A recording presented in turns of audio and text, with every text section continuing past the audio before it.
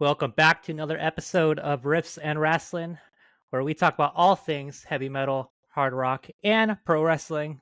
I am your host, Willie, and we are joined, as always, by my brother, Nick. What's going on, brother? First time that we are on video. That's right. We have a very special episode in store for you today, and that's for two reasons. I'll let Nick explain the first one. So, the first reason why this is a big episode is because this is the very first time that we're doing this podcast with video included as well. And you can find it over at our YouTube channel, Riffs and Rasslin. Over there on YouTube, we're going to be posting a lot more videos now that we're going to be doing this element to the podcast. So, not only can you find the podcast on Spotify and elsewhere, and also follow us on X and Instagram, Riffs and Rasslin, but now you'll be able to watch us doing the podcast. So, how about that? I'm excited. I'm excited too, man. And what a way to start off this video platform we got going on. The second reason why this episode is so, special and exciting is that we are going to get to know your host, Nick, and his career as a professional wrestler. That's right. Yeah, that is right. We don't just talk about wrestling as fans here. We actually have a former professional wrestler as your host. Nick has lived, breathed, slept, and bled wrestling nearly his entire life. We're going to be asking all the important questions, starting from the beginning and towards the end of his career. I think this is one that you don't want to miss. And if you're watching this, I am glad you're here. So anything you want to share before we jump into it, Nick? It's going to be a good episode, talking about my career in the squared circle and all the trials and tribulations that came with it. I'm excited to share it with the audience, with the fans. We'll see how much of it I actually still remember. Yeah, after what you've been through, huh? For sure. All right, well, let's just kick it off, man. Let's take it way back. What age were you first discovered wrestling? So I got into wrestling in the early 90s at first, early to like maybe 93, 94-ish, because of our cousins who lived in Vegas, and we lived in Arizona at the time, but we would come out here to Vegas and like every now and again and meet up with them or whatnot. And I remember them watching like Royal Rumble, Survivor Series, stuff like that. I don't know if it was live or if it was a video cassette, whatever it was. But that was my first foray into pro wrestling. And at that time, maybe I was maybe 8-10 years old, something like that. Yeah, And okay. I really didn't care, for it. It was just whatever. It was whatever was on TV. You know what I mean? I remember seeing guys like, Hulk Hogan and Ultimate Warrior and all of them like running around and doing their thing, but it just wasn't for me, at least not at that time. It wasn't until I was in middle school that I'm in class one day, a couple kids sitting behind me are talking about wrestling, right? Talking about what they were watching. And I turn around and I look back at them like this, and I'm like, y'all know that shit's fake, right? And they're like, no, it's not. I'm like, yeah, it is, dude. I'm like, no, it's not. I'm like, whatever, dude. So the kid was like, well, why don't you watch it, and then come back and tell us. I'm like, all right, whatever. When is it on? I didn't even know when it was on. So it happened to be a Monday Night Nitro that I caught. And as a matter of fact, if I remember correctly, it was the same Nitro that Bill Goldberg made his WCW debut on television. Yeah, that Nitro. So I watched it, and I was immediately hooked, dude. It had me hook, line, and sinker, How? And my favorite group, NWO, is pretty much what did it, Okay. But yeah, I got into it, hook, line, and sinker. It sucked me in, and I ever since then, man, I just couldn't stop watching. And that was in 1997. Damn. I think it was. Yeah, so How we're going old way back. were you? At that time, I wasn't even 13 yet. I think I was like 12 going on 13. Okay, so you were young. Oh, yeah. Oh, yeah. Yeah. Well, no, wait a minute. I take that back. Hold on. Because I started wrestling when I was still 17, almost 18. And that would have been too long. So, yeah, maybe I was 15 then. Okay. 15, 16, somewhere in that ballpark then before. Yeah, it had been 15, 16, somewhere in that ballpark. Okay. Damn. Is when I got back into it. 97 NWO, that was like your shit. Oh yeah. Yeah, the NWO had me, man. It was the good guys versus the bad guys, right? It's like comic book come to life. Hmm. But believe it or not, I was actually a WCW fan over the NWO because I'm still young. I'm naive. I want the good guys to Right. win. The Yeah. bad guys are, running roughshod over WCW, and I wanted the good guys to win. So I was more of a WCW fan than I was the NWO. But as I got more invested in, as more of I watched it, I was drawn to the NWO. I was drawn to that story. I was drawn to Yeah. the larger than life characters that were the NWO. And ever since then, dude, I've been a lifelong NWO fan. Hell yeah, man. It takes me into my next question. Like, what age did you know you want to become a wrestler? I want to say probably 15, 16. Okay. As soon as I watched that first show, because what I did is I watched Nitro first because it was aired live, and then I watched WWF at the time, which is now WWE, Monday Yeah. Night Raw, which came on an hour after Nitro did because it was live to tape for us on the West Coast, and I couldn't stop.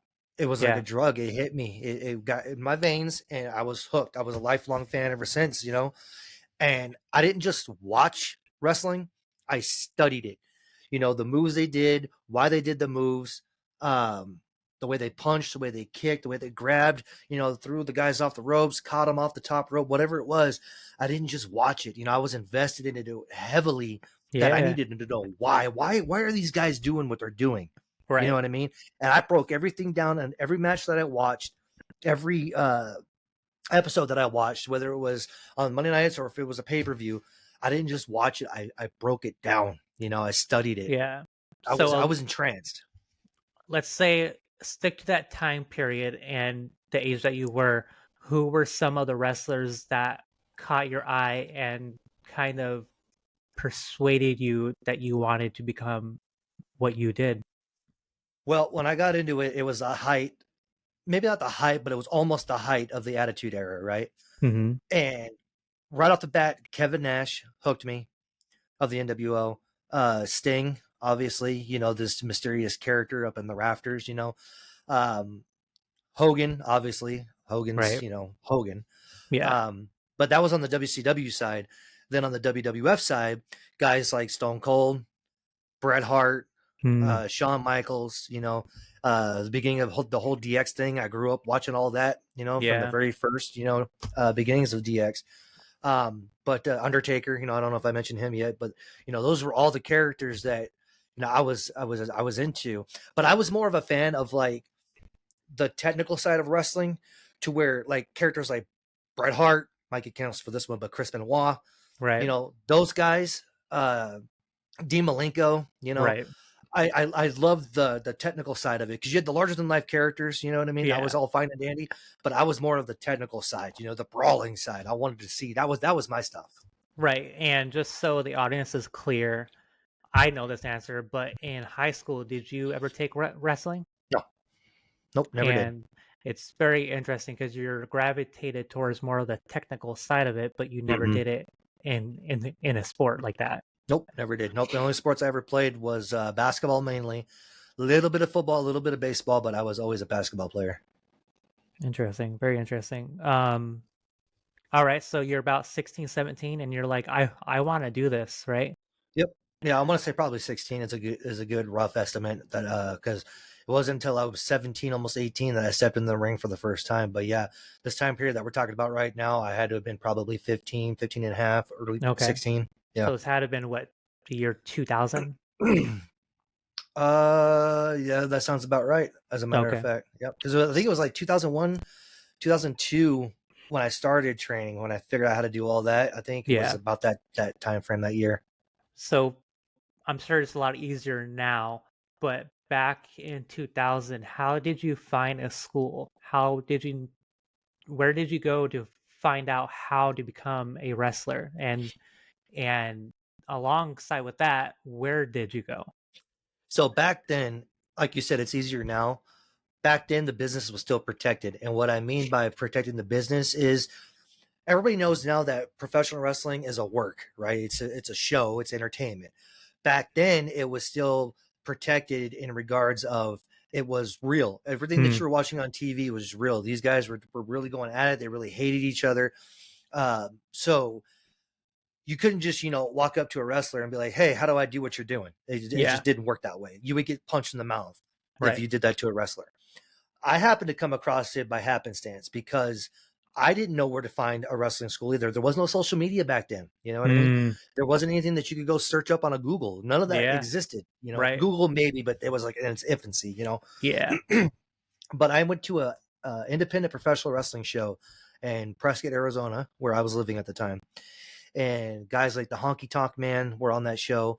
I remember during intermission before his match, he was out there in full gimmick, had a Polaroid camera with somebody taking the pictures and asking, anybody in the audience want to come in and take a picture with good old Honky Tonk. And Yeah. I'm sitting front row, and I couldn't do it fast enough. I jumped over that guardrail, slid underneath the bottom rope, jumped right up and got right up to Honky Tonk Man. Like, I'm here, brother. Let's take this picture. And he Damn. looked at me like, who the hell is this? This is, stalker or what the hell? Right. But it was at that show that the company was called IZW, Impact Zone Wrestling, out of Phoenix, Arizona. They were the ones who put on the show. Hmm. Never heard of them before. Obviously Right. living in Prescott, it's about an hour and a half drive from Phoenix. Yeah. So it was at the show after the whole meet and greet with Honky Tonk, and after the show was over, one of the guys gets on the microphone and says, if you're interested in becoming a professional wrestler, or if you ever had a desire to get in the ring, we got a school in Phoenix, blah, blah, blah, come on down. And what's interesting about that? Hmm. Do you know who the ring announcer was for that show? I do. I don't remember his name. Justin Roberts. That's right. And people will remember Justin Roberts from WWE and currently AEW. Yep. That same Justin Roberts was the guy who was the ring announcer for that independent show. And that's how I found out about IZW, and that's how I found out about the school. And we're going to get more into that because I got some funny stories to tell with that one too. Okay. Well, I mean, we're gonna lead right up in that. My next question is: you started training. How did training go? Like when you first walked into the ring, what happened? Did you freeze? Was it comfortable? Did you get hurt off like right off the bat? Like what happened when you first stepped into the ring? To be 100% honest with you, first time I stepped into the ring, I felt at peace. I felt at home. I felt like for the first time ever in my life, I found my calling. You know what I mean? Yeah. I found what I was supposed to do. What I wanted to do with the rest of my life, obviously that didn't work out, but Yeah. I was in a moment of zen. I always, always, always wanted to get in the ring. You know what I mean? I wanted to touch it. I wanted to hit the ropes. I wanted to see what it felt like. You know what I mean? Yeah. So the first time I got in that ring, I was like, oh, like I'm here, dude. You know what I mean? Like, I don't know how this shit's going to go for me, but I'm here. You know what I mean? Right. And I got in the ring. I looked around. There was like maybe, I don't know. It was a small class, maybe 6 or 7 of us, if I remember correctly. And there's Justin Roberts in the corner, just doing his thing. And I'm like, holy shit, he was the ring announcer from that show. You know what I mean? Yeah. And so the trainers come over. Hollywood Yates was the name of one of them. Damn it, Navajo Warrior, which a lot of the fans, if anybody's listening in Arizona and is an old school wrestling fan, they'll remember who he is. Hmm. Gallo was there too. But yeah, I was just looking around at everybody else, and everybody was just jacked, huge, buff ass dudes, right? And I'm like this fucking skinny teenager that, thought that, I could get in the ring and compete with these fucking guys, right? Yeah. So I'm like, oh shit, I got into it deep, you know what I mean? I really stepped into it this time. And they were running us through the drills. And one of the drills was take a flat back bump. Mhm. Now, with people who are not too familiar with wrestling, that flat back bump is what every wrestler takes. When you get slammed, when you get dropped, you take a flat back bump, right? You tuck your chin and you hit the fucking mat, right? That's a bump. Yeah. So they're like, take a bump. Boom! I hit that damn mat, dude. I knocked the wind out of me, dude, so fast, so fast. No one told me don't hold your breath, you know what I mean, when you do it. So I just, oh shit, like, oh, I can't breathe. Hold on, I can't breathe. But I hit the mat a couple of times. I ran the ropes, and they made you stand up and do like a front flip, a standing front flip into a bump. Yeah. That was the whole, to be honest with you, that was the scariest fucking thing out of my whole experience of getting into wrestling for the first time was trying to like get my mind to overcome like, fuck, you got to jump and do a standing flip and land on your back. Good luck. Yeah, I've never done that before. You know what I mean? Yeah, no. But there was just something, the adrenaline hit. It was the right moment at the right time. And I said, fuck it. Right. Boom, I'm doing it. And I landed that bitch, right? Hell yeah. Got up. I'll never forget, one of them walked over and they're like, how long have you been doing this for? I'm like, doing what? Wrestling. Never. Bullshit. How long you been doing this for? I'm like, I've never been in a ring, sir. This is the first time I've been in the ring. Yeah. And they're like, you're doing damn good for the first time of being in a ring. That made me feel great too. You know what I mean? That made me feel like it reassured me that this is what I was supposed to do. Interesting. So you got in the ring and it just came natural. That's what it sounds Yes. like. Yep. 100%. Because again, going back to what I was saying earlier, I didn't just watch wrestling. I studied it and I broke it all down.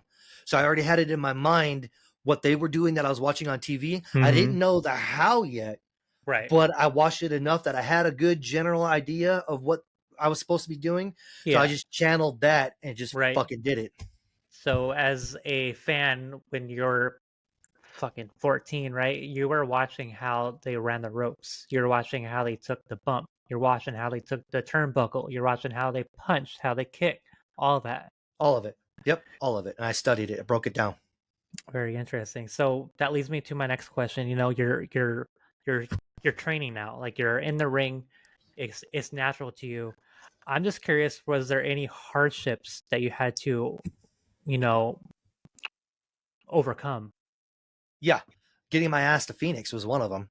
Okay. Living in Prescott, an hour and a half, we had a beat up piece of shit 1988 Oldsmobile Cutlass Supreme that had no fucking reverse in the vehicle, Yeah. And I remember one time, as a matter of fact, I'm leaving training one night. Let me go back a second. Okay. I want to throw a huge shout out. My first ever job I ever had was at McDonald's in Prescott. Okay. And my boss, forgive me, I forget his last name, but Larnell was his first name. And him and I had like a pretty good relationship. I respected him as a boss. He was funny, but he was stern at the same time. And I remember talking to him about this. And I really wanted to do this, but I didn't have the money to do it. I don't remember how much it was to start up at the time, but I just know I didn't have the money, right? Especially on a McDonald's salary back then. Yeah. And I remember he just said to me, he was like, well, how much? And I told him. And the next day that I show up to work, he gives me the money, like legitimately gives me the money and puts it in my hand. And he says, do it. Damn. And I'm like, I'm never going to be able to repay you. Yeah. That ain't going to happen. And he was like, don't worry about it. Just do it. I'm like, amazing. Fuck. You know what I mean? Like, yeah, I guess I'm going to have to do it now. Right.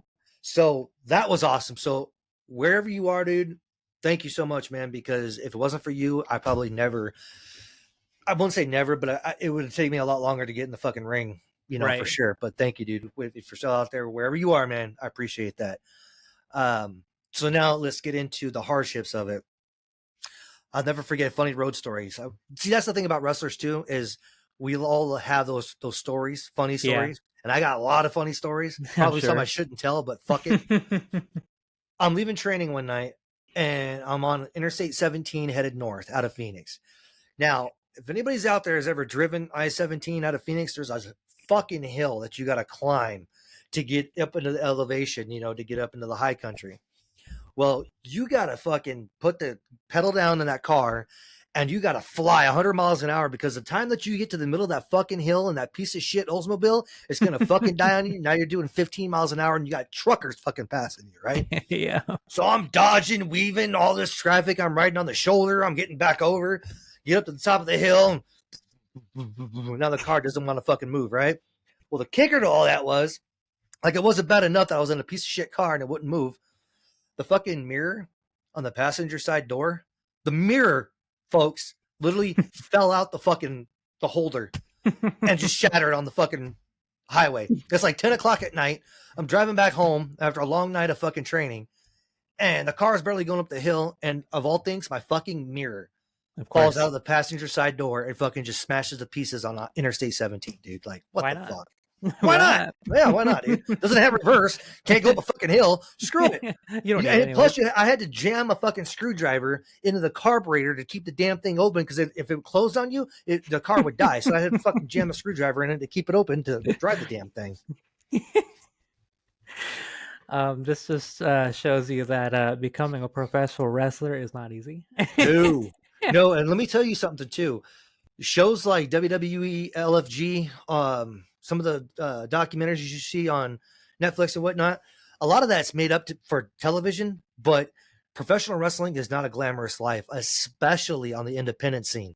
Yeah. And what I mean by independent scene is the smaller shows, the smaller companies out there, not the WWEs, not the AEWs, not the New Japans, but the smaller companies, the true independents, it's hell.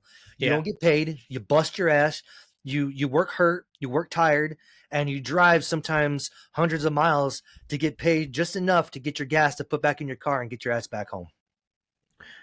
Sounds like a lot of dedication. A lot of dedication, a lot of time dedication. If you are not a patient person, and I'm not, and it was Right. hard for me, but if you're not a patient person, you're not gonna make it in that business. Not Yeah. at all.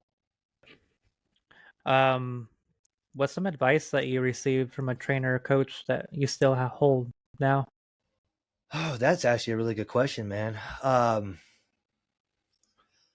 I think one of the best things that I ever got told to me, and there wasn't many of them, to be honest with you, because that's how, especially back then, that's how cutthroat the business was. Is you didn't want to say too much to somebody to smoke them up, is what we would say, Yeah. because you never know that person's going to turn around and stab you in the back to take your spot, right? Your spot on the card, right? Yeah. Right. But I remember that I would always be told, not so much by trainers, and I eventually became a trainer myself, but the guys that I worked with in the ring, never once did I ever injure anybody. Not once did I ever purposely stiff somebody. I Hmm. always worked safe, I worked tight, and I worked clean. And I would always be told by my opponents that after the match was over, like that was probably one of the better matches I've ever had. It Yeah. was safe, it was smooth, and never had an issue, Yeah. with anything like that, man. And I take pride in that. That as many matches as I've wrestled, I've worked hurt and I've been hurt, but I've never hurt Hmm. anybody in the ring. Never.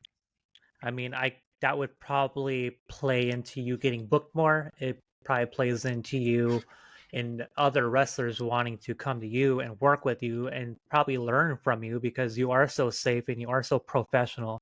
It was probably a good, experience to hold, and especially when you're learning still yourself and you're in the ring acting like you've been doing this for 10 years already. Yep, that's a good point, man. Not only did I take pride in that too, but when I eventually became a trainer, that's one of the things that I always told the youngsters, the young guys coming up, is don't hurt anybody in this doing this, because it's not worth it. You're not going to get booked. Nobody's going to want to work with you if they know that you're, a stiff guy, or girl. Right. Um, and a lot of the times you would have guys that would get in the ring, from former MMA guys, boxers, you know what I mean? And they didn't know how to pull a punch. And Yeah. pulling a punch is you don't go all the way through and smack the guy in the face. You pull it. You make the illusion look like you're smashing the dude's face, but you're really not. And I can't tell you how many times I would have guys get in the ring and they would throw their first punch and boom, knock around the Mm, chin. And now the guy's got a busted up chin. You know of what I mean? course. Yeah. There's an art form to it. Professional wrestling is an art form. You Yeah. know, I'm going to go out there and I'm going to kick this guy in the gut 17 times in a match. But when the match is over, he has no marks. There's no red spot because it's an art form. You know what I Yes. mean? It's an expression. I always told people when they say, "Oh, that shit's fake," because I said the same damn thing until I became a wrestler. Hmm. But I always use the analogy of it's like Romeo and Juliet, right? Both characters die, right? But the characters die, not the people on stage portraying the character. So it's the same Right. thing in professional wrestling. You know what I mean? Tom Cruise isn't Ethan Hunt, even though he does his own stunts. Tom Cruise isn't Ethan Hunt from Mission Impossible. He's Tom Cruise Right. playing a character. Same Yeah. thing in wrestling. Yeah, that makes sense. So let's jump ahead just a little bit. You went to training, you learn what you got to learn. How did you come up with your character and the name that you continue to use? So my name in wrestling was Bryce Slavin. And I'm horrible with coming up with names. Yeah. Horrible coming up with names. I would get asked that all the time too when I was a trainer. What should my name be? I don't fucking know. I'm not good at that. I'm good in the ring and looking like I'm kicking your ass, but I don't know, any names.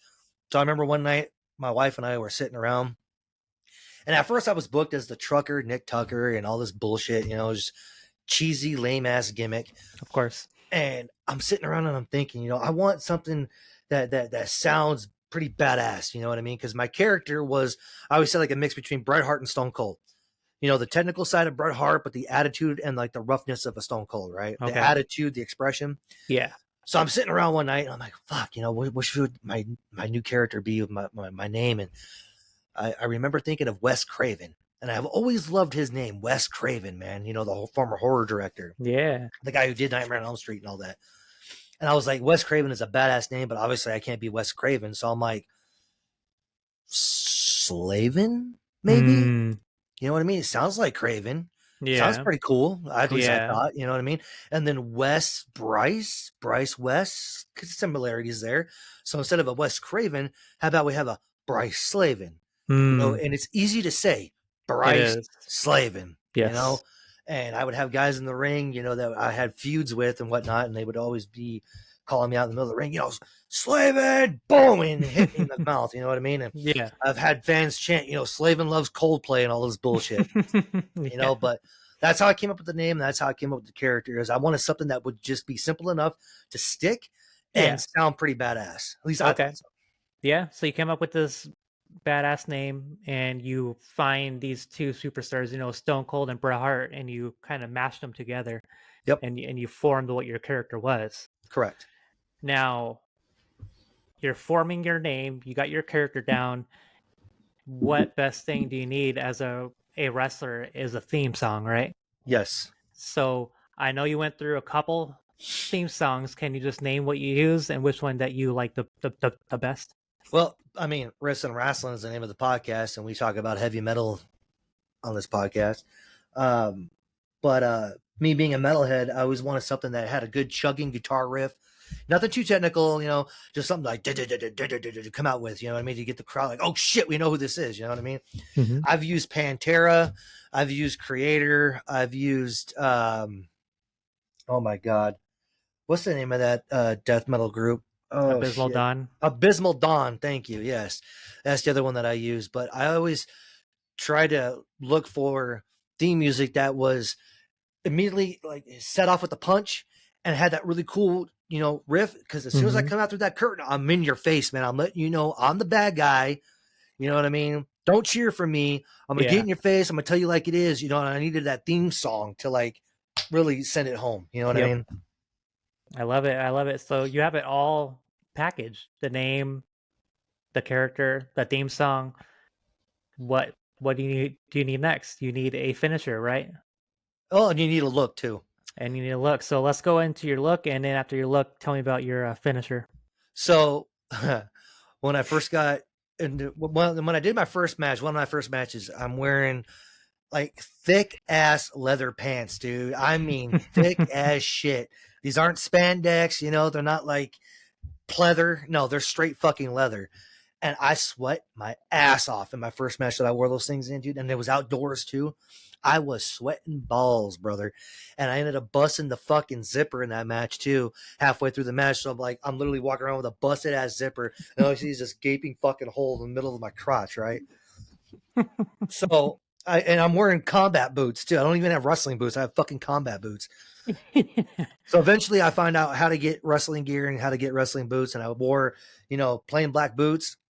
I wore black pleather pants that says Slavin in silver on the side of the right hand leg, and a t-shirt. Now the t-shirt was a throwback and an homage to guys like Raven and Tommy Dreamer, because I felt my character would more closely associate with being like from an ECW Hmm. type of vibe than, you know, like a polished Hulk Hogan or, you know, whatever the hell. Yeah. So that's why I chose the gear that I wore. And what was the other question that you had? Your finisher. Finisher. So I had two finishers, one for a 1, 2, 3, and the other one for a tap out, a submission, right? Um, I always liked, like I said, the technical side of wrestling, you know, suplexes, loved suplexes, Yeah. you know. So my finisher for a 1, 2, 3 was a straight belly to belly, which their belly's up against my belly. I'd hook them underneath the leg, hook them over the shoulder, and then do an overhead belly to belly T-bone suplex, pretty much 1, 2, 3 cover pin.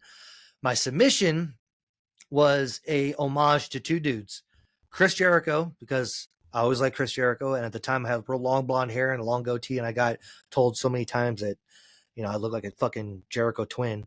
Yeah. So, and D Malenko, because I've always loved the Texas Cloverleaf. So Right. what I did was I did a hybrid of both Jericho's Lion Tamer and Malenko's Texas. The fuck is it? I just said it. Texas Cloverleaf. There you Yeah. go. So I would hook the legs in a T like a cloverleaf, turn them over onto their stomach, and then have their neck be like this on the mat with my right hand, my right knee in the small of their back as an homage to Jericho's Lion Tamer. So that was my finisher. Didn't have a name Okay. for him, but that was No. no name. I didn't get that far. Yeah. Again, I'm horrible with names. It's all good. Um, what was your first match? Do you remember? Oh my god. Ooh, that's actually a really good question. My first match. What the hell was my first match? It was a while ago, Well, I'll tell you this. I remember my first Vegas match. How about that? huh? Okay. Okay. My first Vegas match was the match I was talking about a little earlier, wearing the heavy leather pants and busting the zipper out. Yep. I wrestled outdoors at a thing called Extreme Thing, big music festival that used to happen out here every year, in front of like 20,000 people or some shit, however many people were there. I was the first match on the card, and I went by the trucker Nick Tucker, Damn right. and I ended up winning that fucking match too. Damn right you did. So, and I remember there was a couple of people out in the audience too that I slapped their fucking waters out of their hands and the shit went everywhere. So that was cool. That's Yeah, that pretty. was my first Vegas match. I can't remember my very first match. Yeah. All right. All right. So you've named a couple promotions so far. What has been your favorite promotion that you worked for? Oh shit. If you have one, if not favorite, one that stands out more than the others. Do you know? I would say that I've wrestled for.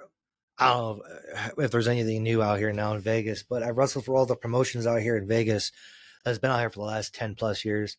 Um, they all stand out for good and bad reasons, but the one that probably sticks out the most is a promotion that was called Adrenaline Unleashed, only because I was their champion, I was their head trainer twice, Hmm. and that was the biggest audiences that I had wrestled in front of at that time was with Adrenaline Unleashed here in Vegas. So Okay. probably them, and then FSW would be a close second um, here in Vegas as well for bad reasons as well. Yeah. But but yeah, those are probably the two that stick out. Okay. Okay. Um, let's talk about promos, right? What I know of, I know Slavin loves some promos, right? Can you kind of walk the audience through what a promo is and what your favorite thing to do in a promo is? So a promo is pretty much when you're on the microphone, whether you're standing in front of a camera backstage or you're out in the ring in front of the audience. A promo is designed to get whatever it is that you got going on, like a feud with another wrestler, or if you're just debuting, people to get to know you, who you are, and all that bullshit. So that's pretty much what a promo is you want to establish who, what, why, where, and how. You know what I mean? As the old saying goes, you want to talk people into the building. Anybody Yeah. can just sit at home and watch it on TV, but you want to talk them into the building. So you want to be larger than life, but still be believable. You know what I Hmm. mean? The way I approached promos is that my character was a bigger extension of myself. Stone Cold always said that it wasn't until he became Stone Cold Steve Austin that he was able to find who he was, you know what I mean, as a character. And all that character was an extension of himself, just larger than life. Hmm. So that's what Bryce Slavin was. Bryce Slavin was an extension of me, but louder, harsher, more brash, if people can believe that who know me. Um, that was Bryce Slavin. So when I did a promo, it was along the lines of I'm letting you know who I am, why I'm here, what I'm coming for, and if I have an opponent that I'm talking about, why I'm going to go out there and take his ass out, and why you should not cheer for him even though he's a good guy, because I always play the part of the bad guy. Um, I wanted people to boo me. I wanted people to be afraid of me. I wanted people to remember the name of Bryce Slavin. For good or for bad, they never forget the name of Bryce Slavin. That was my purpose. Okay. Okay. Um, let's talk about feuds, right? Let's talk about who you like to work with and if you have a favorite opponent and if you have a favorite feud in your time as a professional wrestler. So my favorite opponent was probably this kid by the name of El Torito, Juventud, what is that? El Torito something Yeah. here in Vegas. I worked with that kid a lot of times. And as a matter of fact, Big Valley Wrestling was a promotion here in Vegas. I think they're still around. I became their first ever champion when they were a startup company, and it was a tournament to get to the last match to become champion. And it was me and against him in the main event, and I ended up winning that match and becoming the first ever BVW champion. So that stands out a lot. Okay. My favorite feud, there's this dude that I ran with here in Vegas when we were both coming up the Vegas scene. Cutthroat Cody is the last time that I remember what his name was here. But him and I had some pretty good feuds, some pretty good matches. You really can't forget about our falls count anywhere fighting through the crowd shit at Vegas Championship Wrestling. That one stands out a lot. But yeah, there's been quite a few of them. One match that really stands out in particular because it made me feel good that I was doing my job correctly was at VCW, Vegas Championship Wrestling. I'm wrestling this kid, brand spanking new, never had a match before in his life.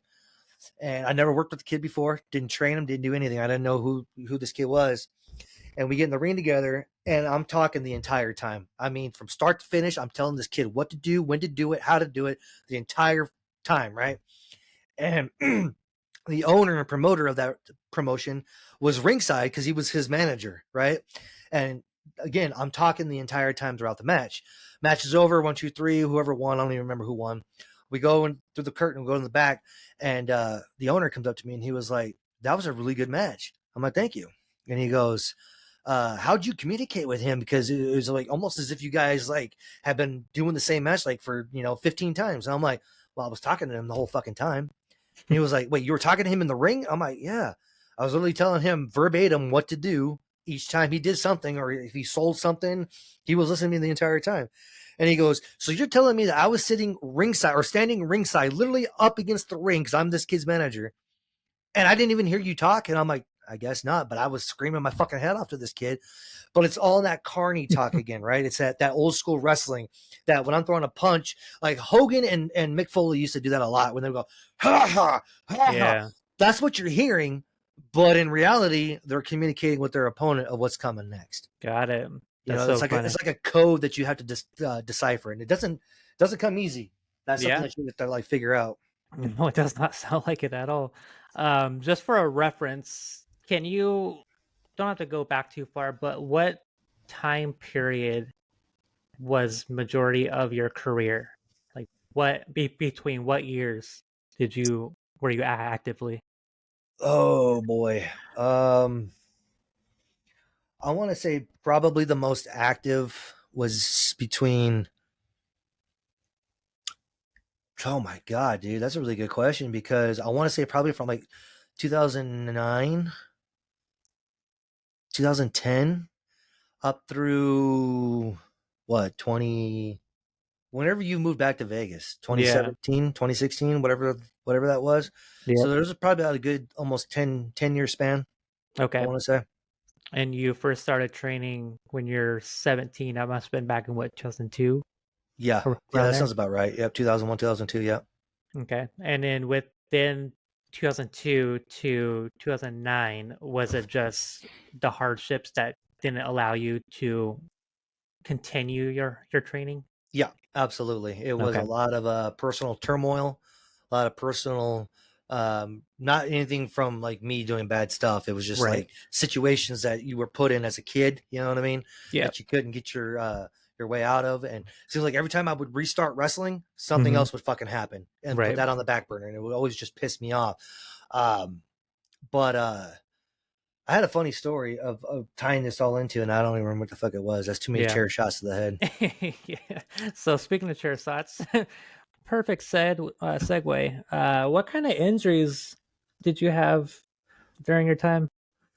So I know I've had at least 2 concussions. I know that for a fact. Okay. I had a torn left rotator cuff, bad knees. I have a terrible back. My lower back is fucking screwed. Missing a tooth in the mouth. Literally took a full on kick, boom, right to the face, and out goes the tooth. Thanks, Antonio Maestre, wherever you are. So at least 2 concussions, torn rotator cuff, bad knees, terrible back, busted out front tooth, and just other, Matt Burns and stuff like that. But yeah, Yeah, I got lucky that I was never seriously injured where I had to have surgery, but right. I did withstand my fair share of injuries for sure. Now, were these injuries preventable, or was this just freak accidents? No, they were. Well, one of them was preventable because a torn rotator cuff happened to be in a fucking training session where I'm teaching the dude how to do a tilt a whirl slam, and the dude lands on my arm, and my arm hits the mat, and my elbow does, and I just feel my shoulder pop. I'm like, fuck. So that was preventable, but everything else is pretty much either just wear and tear on the body or just typical in the ring with somebody else going toe to toe. Yeah, got it. So, in your prime, what kind of workouts were you doing? Because, as a wrestler, you're taking back bumps, you're taking slams on the concrete floor sometimes, you're riding the ropes constantly. Like all these maneuvers that you're doing in the ring and in a match takes a toll on your body. So, what kind of workouts were you doing that would not only prevent, burnout, but help you perform better? Believe it or not, beer. um, no, but seriously though, we did drink a lot of beer. Wrestlers tend to drink a lot of beer. Yeah, but I got a funny drinking story too. Don't let me forget about that one. Okay.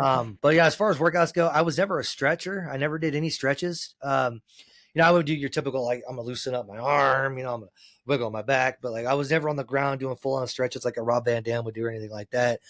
I was always tight. I was too tight to do stretches. Even when I played sports growing up, I was always too tight to do that. And I didn't want to. Fuck stretching. Hmm. Um, but in the gym, I would do mainly heavy weights. When I worked out for bulk. I never worked out to like be fit and look the part. You know what I mean? Like a fit skinny jean wearing fucking dude that goes to the gym. You know what I mean? Right. I was heavy lifting. I was doing heavy weights, heavy shoulder presses, legs. That type of stuff because I wanted that big look. You know what I mean? Not like a toned up guy that like you're maybe a swimmer. No, I wanted to look the Right. part of like I was a jacked up fucking dude ready to knock your head off. Yeah, that makes sense. Um, my next question was nutrition, I guess. For those of you that don't know, on Instagram, I've been posting, questions and polls for weeks now. And one of the questions that I posted was if you could ask a wrestler anything, what would it be? So this is a perfect segue into that. We had a question for Slavin for Nick. You know, Along with your workouts, you had been, intaking calories and protein. And the question was, how much of your intake was protein? How much protein were you intaking to sustain your your lifestyle? A lot of protein. You had to eat a lot of protein, drink a lot of protein. It was a lot of milk. It was a lot of creatine, a lot of chicken breast, pork, stuff that was lean meats, but high in protein. And definitely, eat a lot of chicken, drink a lot of milk and all that stuff. And again, believe it or not, beer helps. Beer helps, especially putting weight on. Beer helps a lot. But the nutrition side of it was you're on a poor man's diet because you're not making any money in wrestling. You know what I mean? You can't afford to get all the top supplements that you need to take. So you had to make do with what you got. A lot of us on the indie scene, a lot of guys would bring their own cooker, like a propane small little grill, and be grilling chicken breasts backstage before we went out to wrestle. You know what I mean? Like that was the thing that we did. Chicken, a lot of chicken breast, pork chops, stuff like that. And but yeah, I mean, you just had to live within your means, and none of us were making any money. None of us were, sponsored by GNC or anything like that. So you just had to Right. make do. But a lot of protein, a lot of chicken. Okay. Okay. Um, Throw it back a little bit. You said you worked in, festivals and other, you know, events where there was a large amount of fans, right? What was the biggest crowd that you wrestled in front of? That's a really good question because uh, the last match I wrestled at Extreme Thing, again, that music festival here in Vegas, I was in a steel cage match against Angus McField, and I was defending my Adrenaline Unleashed championship, the main title. And we had a really good crowd. It was right before Killswitch Engage took the stage that we were having our match, and there was a lot of people. I think the estimates was like maybe 5 or 6 thousand. Just there was more at the festival, but just watching our show alone, Right. and a lot of them in passing, you know what I mean. But in total, 5 or 6 thousand people. But I'll never forget because at an outdoor show, it's kind of hard to see because there's a lot going on. Hmm. There's a music festival going on and all that shit. So there's a lot of stuff, a lot of noise, let's say, Yeah. going on around you. But I do know that that was probably the largest crowd. But there was two shows that stick out to me in particular as far as like crowd size go. Three. One is I worked for a company EXW in Phoenix, but I was living here in Vegas at the time. And me and that cutthroat Cody guy that I was talking about earlier, we would take road trips down there, and we wrestled at Toby Keith's Bar and Grill in Scottsdale, I think it was, Phoenix, somewhere over there. And I remember that I came out one night, and that's when I was using Creator, People of the Lie, for my theme song. And when I came out, no, sorry, I was using Pantera. And when I came out, there was a guy in the crowd. He was like, "I love Pantera, but you're a dick." And I'm like, "Fuck yeah, brother, you get it." You know what I mean? But I'll never forget. I got up on the turnbuckle and I did my pose or whatever, and I'm just looking out, and the big bright overhead lights come on, and it just shined across the crowd, and there was a fuck ton of people in there, dude. You wouldn't think that a bar could hold that many people. There was a shit ton of people in there, dude. That one sticks out. I wrestled at the Golden Nugget here in Vegas, not Golden Nugget, Silver Nugget. They're their little arena that they had there. There was a damn good sized people out there too in that show. And I'll never forget walking down that stage. I'm looking out both left and I'm looking right, and all I just see is a sea of people, dude. So that was really cool. And the last one is that I wrestle actually at the Marquee Theater in Tempe, Arizona. It's a concert venue, and I've seen a lot of concerts there, dude. But I actually wrestled the show inside the Marquee Theater, so that was surreal. And there's a lot of Mm. fucking people there for that one too. And Tommy Dreamer was on the card too. But there was a lot of people there for that one too. So those really stick out in memory. Okay. Sounds like that Toby Keith bar and grill was pretty packed. Oh my god, yeah, dude, Yeah. there's like you couldn't fit any more people in. They had the side doors open to let like overflow crowd like hang Was out there. was that just because of the promotion they were that good, or did they have any special guests or anybody there? Nope, it was just us, just wrestling. Damn. Mm-hmm. Damn.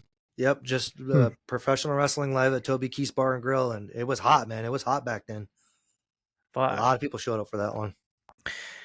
So you're active for quite some time. You've been banged up, bruises, you're on the road, What how did being a wrestler affect your home life with your family? To be honest with you, not too much, to be honest with you, because I got a very supportive wife who knew that that was a passion of mine. That's something I really wanted to do, and make a career out of it. I tried to anyway. So she was, awesome with understanding because she was a wrestling fan too. So she understood that you got to be out there, but I wasn't gone. Like too long each time. Went to the shows, came back, all that shit. So the home life really wasn't affected, but it was just awesome, bringing my daughter to the shows when she was, real small, and she would always run around and play with the other kids of the other wrestlers because she didn't want to see daddy get beat up in the ring. You know what I mean?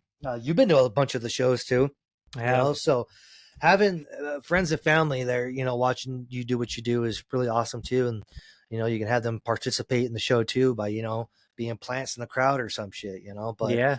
but yeah, wrestling never really affected too much of the home life because it all comes down to that I had supportive people around me.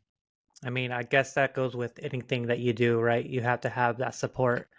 Yeah, You can't become anything on your own. You just can't. And you have to have that support from basically your number one, like your wife. If your number one person in your life isn't on board with what you're doing, it's gonna be really, really hard for you. Like, what is that saying? Like, for every strong man, there's a strong woman behind him, or some, or successful Something man, like some that. shit like that. Yep. And it's true. You know what I mean? Yeah. Like, 9 times out of the 10, you got that strong woman behind you that's pushing you, that's telling you, Exactly. fuck Yeah. out there, do it, do it, do it. Yep. Uh, so I mean, that really does help, and it does go a long way for sure. So, if you had to do it all over again, would you change anything? Yes, What would you change? yes, I would. Um, when I first got into wrestling, and we were talking about how there was a lot of personal things that were going on that was preventing me from continuing it at that time and carrying on, I probably would have uh, pushed a little harder to not let those things that were going on in my personal life keep me away from doing what I wanted to do. Because who knows where I would have been if I wouldn't have done that. You know what I mean? Um, but there's definitely a lot of changes that I would make. I would definitely have spent more time and energy of trying to get as big as I could as far as body wise goes, to really stand out. Because I mean, you're not making any money unless you're in WWE, Yeah. flat out, plain and simple. Especially back then, because you weren't even making any money in TNA really. Um, but unless you're on TV wrestling for a big company like WWE, you're not making shit. Nowadays, you got AEW, you got all that other stuff. So, but again, folks, it was different back then. But yeah, there's definitely some changes that I would make for sure. I wish I had that story of like, oh no, I wouldn't change a damn thing. You know what I mean? But I didn't become as successful as I wanted it to be, and a lot of stuff prevented me from have that happening. So yeah, there's definitely a lot of things that I would go back and turn around. Kind of two-part question for you. Probably the first part we all probably know the answer to. Would you ever do it again? And or would you be involved in any kind of way? If I could go back into wrestling now, I don't think I would be an in-ring performer. I think those days have passed me. Maybe a match like once a year, maybe. Give my body time to prepare for it. But yeah, I would definitely get back into it. More of like a creative role behind the scenes, or an on-air character as well. Because I love the camera. I'm on camera Mm-hmm. right now. Um, I like to talk. I like to get on that microphone. Obviously, but yeah, I would definitely get back into it in some sort of a capacity. Now going back and looking, 20 plus years later, however long it's been, if I would have, knowing what I know now, would I have pursued it? And to be honest with you, that answer is no. I Okay. wouldn't have. I would have gone into law enforcement, sir. If I knew what the stuff that I know now back then, Mm-hmm. I would have gotten into law enforcement. To be Yeah. honest with you, so wah wah wah. Well, any advice you would give anyone wanting to be a wrestler? Well, that's a loaded question because I could either be nice with it or I could be truthful with it.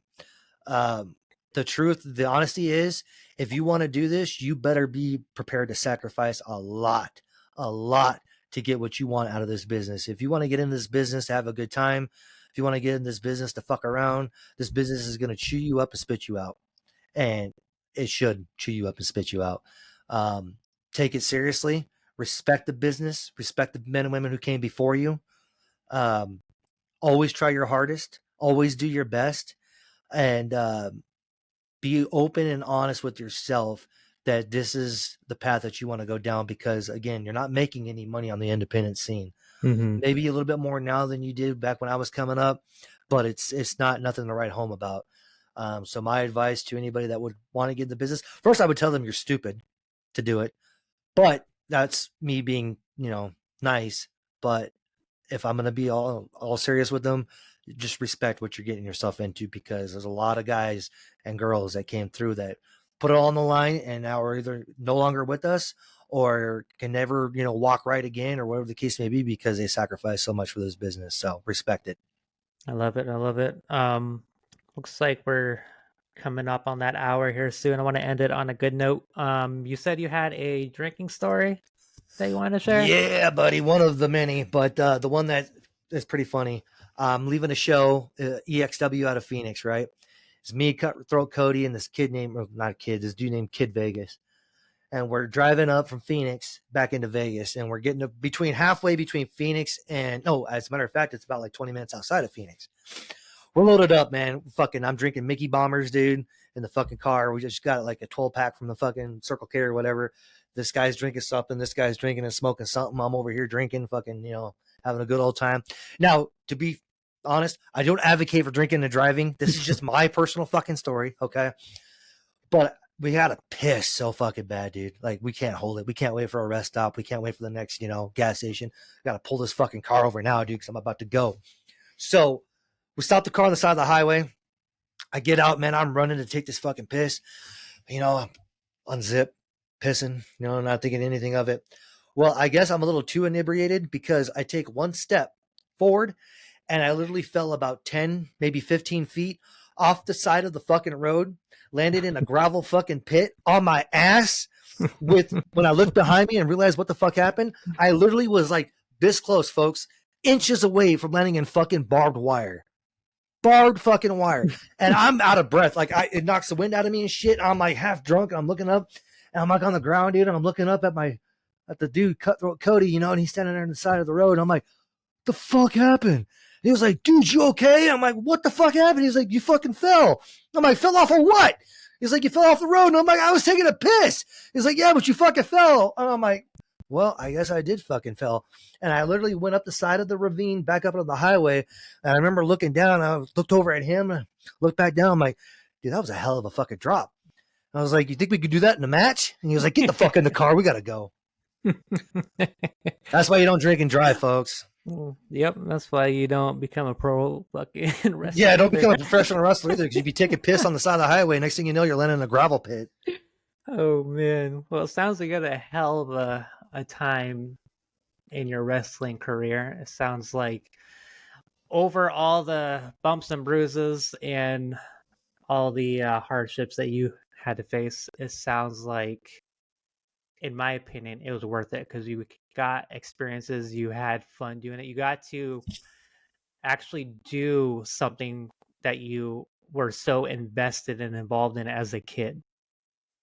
Yeah, and you just made me remember something too. When you were asking the question earlier about a match that stands out or a show that stands out, the very first time I ever tried out for the Cauliflower Alley Club in Las Vegas, for people who don't know, that's like a Pro Wrestling Hall of Fame. It's a small club, but they induct all these big names in their Hall of Fame, and it's a pretty big honor, pretty big deal. And they just started putting on wrestling shows because before it was just like a banquet and you would have the ceremonies and the show would be over. But then they extended it to where they had pro wrestling on their shows. It was a 3-day event. And I remember going down and trying out, and I got to try out in front of guys like Dr. Death Steve Williams, a lot of guys, man. Chris Masters from WWEF, all these different guys were there, and they're all kind of like watching from the sidelines. Gangrel was there, and I'm getting in the ring, and they're having you do 5 minutes with the random guy, because what they did is they would section off the talent. You're over on this side, you're over on that side, and guess what? You got 5 minutes to get in that ring and show us something. You can't talk to your opponent beforehand. You can't plan anything out. You're just gonna get in that ring and fucking do something. And I'm like, holy shit, here we go. I got in the ring, locked up with this dude, for 5 minutes. We got done, and I ended up getting booked for that show. Damn. And it meant a lot because I walked over, shook Dr. Death's hand. He was like, great job, kid. You really did it out there, blah, blah, blah.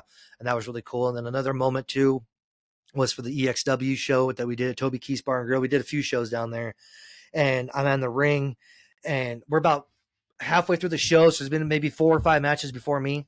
I get in the ring, and Val Venus is backstage, former WWF guy. He's backstage watching the show on a monitor that they have in the locker room, right? And I get in the ring and I'm doing our thing and blah, blah, blah, blah, blah. And it's a real technical match, man. Real technical match. And after the match was over, I get to the back, and the first person to greet me when I came through the door was Val Venus. And he's standing up, and he tells the boys stand up, and they all start clapping. I'm like, what the fuck are you clapping for? And he was like, I just want to say that was the best fucking match I saw all night tonight. And I'm like, hell yeah. Well, thank you, sir. If I may ask why. And he was like, you know why? Because you fucking wrestled. You didn't do that garbage bullshit. You wrestled, and more importantly, you made a connection with that audience. They were booing the shit out of you. The loudest they've been all night was when you were out there. good fucking job. And I'm like, cool. Thanks, sir. Yeah. Appreciate that. That just plays into the first time you walked into a ring and you felt natural. I always felt at home, man. Every time I was backstage before a show, before my music hit, I'm walking back and forth, pacing, getting myself psyched up, man. And as soon as my music hit and I came through that curtain, I was like, I'm home. This is what I'm supposed to be doing. This is me. This is who I am. This is Yeah. where I belong. You know what I mean? I was never nervous. Never nervous. As Yeah. stupid and as maybe egotistical as that sounds, I'm not trying to be egotistical, but I legitimate was not nervous, dude. Yeah. Ever. I was more nervous waiting for my music to hit than I was walking out. I just felt comfortable. Yeah. That just shows that you were probably meant to be there. You're probably meant to do this. Like in your life, you were probably meant to go down that path. I wish there was a better outcome to it, than Yeah. what it turned out to be. But I agree with you that there's something in the universe pushed me in that direction and said, you got to do this. I don't know what it was for, but definitely something was out there saying you got to do this. I agree with that. Well, Bryce Slavin, is there anything else you want to add? Anything you want to get off your chest? Anything at all? I just want to say, thank you to this audience for tuning in. We're this is like episode 5 or some shit. I lost count, but we just want to be more engaging with the audience. You know what I'm saying? As you said at the beginning of the show, we're not just fans talking about heavy metal and pro wrestling. We're actual people who's been in the business. I'm a former professional wrestler. You as a musician, as a guitar player, songwriter, video maker, and all that. And we're gonna interview you on the next show about Yeah. your musical journey, your guitar playing, what was your inspirations and all that, and why you do what you do. We're going to get into all that, but just that we want to make that connection with the audience, that it's you guys is the reason why we're here doing this, and we want to keep doing this. And please subscribe to the X, to the Instagram, Riffs and Rasslin, and now please hit that subscribe button on YouTube and share it to your friends and family. It means a lot. It means the world to us because we want to continue doing this. And, we're doing this for fun, but more importantly, we want to build an audience. We want to engage with you guys out there and create something with this. So thank you for all to tune in and share it to friends and family for sure. Couldn't have said it better. If you're not on Instagram, please get on Instagram. I post at least daily. I ask you questions. I put down polls. I want you guys to be engaging. I want you guys to join our conversation. This isn't just me and Nick. This is me, Nick, and everyone else. So please come through. Absolutely. I agree with that 100%. Like it, Riffs and Rasslin, brother, where we talk heavy metal and pro wrestling. Sounds great. Well, it was a pleasure talking to you, Mr. Slavin. Yeah, you too, dude. It was All fun. right. We'll catch you all later. Peace.